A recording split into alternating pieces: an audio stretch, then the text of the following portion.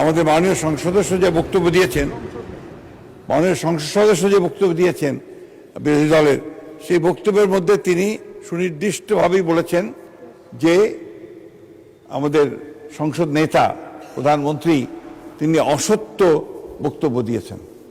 এটারই আপনার আমাদের মাননীয় সংসদ সদস্য জয়নাল আবেদীন এটা আপনার পয়েন্ট আউট করেছেন। প্লিজ লেট মি সে, আমাদের বলতে দিন। আপনার ফ্যাসিস্টের কথা বলেন, ফ্যাসিস্টের আচরণ তো আপনাদের কাছ থেকে আসছে।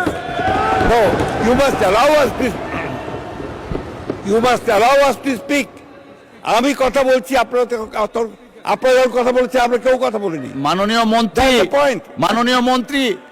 মন্ত্রী এদিকে কথা বলেন অ্যাড্রেস করে প্লিজ। এটা হবে পার্লামেন্টে, এটা হয়। জি জি জি, আমি আপনাকে যেটুকু অনুরোধ করতে চাই, যে অংশটুকু অসত্য আছে সেই অংশটুকু দয়া করে আপনি এক্সপাঞ্জ করবেন, কারণ আমাদের সংসদ নেতার বক্তব্য সম্পর্কে কোনো অসত্য বক্তব্য এখানে মেনে নেওয়া যাবে না। মাননীয় স্পিকার, ধন্যবাদ।